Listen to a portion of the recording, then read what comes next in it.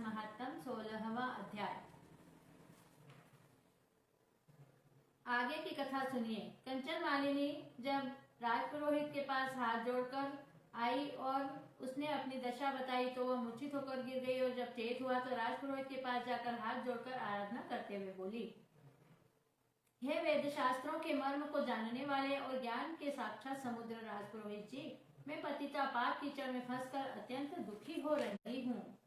अतः आप मेरे केश पकड़कर उभारने की कृपा कर रहे और मुझ संतप्ता पर करुणा जल की वर्षा कीजिए। हे राक्षस, महात्मा लोग दुर्जनों पर भी दया भाव रखते हैं, इसलिए वे परोपकारी परम दयावान पुरोहित जी ने मेरे ऊपर अनुग्रह करते हुए इस तरह कहने लगे, हे सुमुखी, मैं तुम्हारे तमाम पापाचारों को भलीभांति जानता हूँ, अतः अधिक बताने की आवश्यकता नहीं है। हे सुनैनी, यद्यपि तुमने जन्म भर में ऐसे पाप किए हैं कि उनसे तुम्हारा छुटकारा कदापि नहीं हो सकता है, फिर भी तुम्हारे पश्चाताप को देखकर मैं एक उपाय बताता हूँ। तुम प्रजापति के क्षेत्र प्रयागराज में जाकर शुद्ध आचरण करते हुए त्रिवेणी में स्नान करो, अन्यथा तुम्हारा उद्धार कभी नहीं हो सकता। परंतु इस बात का पूरा ध्यान रखना कि वहां जाकर मन से भी पाप कर्म में लिप्त मत होना, नहीं तो कल्प तक तुम्हारा नरकों से उद्धार कभी नहीं होगा।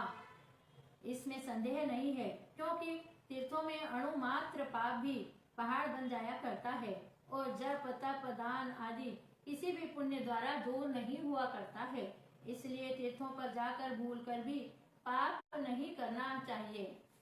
हे सुमुखी, यदि पाप कर्मों से सर्वथा रहित होकर शुभ कर्मों में रत रहते हुए तुमने प्रयागराज में स्नान किया हो तो न तो केवल तुम पाप रहित होकर सब तरह के संतापों से रहित हो जाओगी और स्वर्ग में जाकर देव योनि को प्राप्त होगी।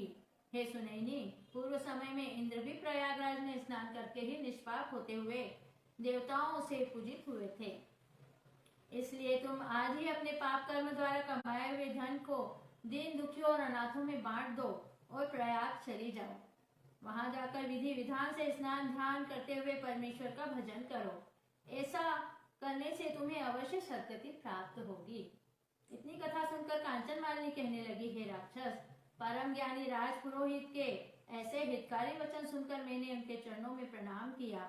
इसके बाद अपनी तमाम कमाई की को दीन दुखियों में बांटकर बंधु बांधुओं और संपूर्ण दास दासियों के सहित घर को छोड़ दिया और सारे विषय भोगों को विष के समान समझकर तथा इस शरीर को क्षण भंगुर समझकर सन्यासियों का सवेश बनाकर प्रयागराज की ओर गमन कर दिया। हे राक्षस, यद्यपि मैंने सब तरह के सांसारिक सुखों का परित्याग कर तीर्थ यात्रा को जा रही थी, मगर मेरा मन पिछले पाप कर्मों को याद करके नरकों में फिरने वाली दारुण दुखी चिंता से व्याकुल हो रहा था। इसके बाद मैंने प्रयागराज में जाकर भगवती त्रिवेणी को प्रणाम करते हुए उसमें स्नान किया। हे राक्षस, अब तुम माघ स्नान के उस महात्मा को सुनो जिससे मैं देव योनि को प्राप्त हुई। हे राक्षस, 3 ही दिन के स्नान से सारे पापों को समाप्त कर दिया और 17 दिन प्रयागराज में स्नान करने से देव योनि मिली। अब मैं पार्वती की सखी होकर कैलाश पर्वत पर क्रीड़ा करती हूँ। इसी कारण से मैं हर समय माघ मास में प्रयागराज में स्नान करने के लिए आती हूँ। माघ मास महात्मा का 16वें अध्याय की कथा यही समाप्त होती है।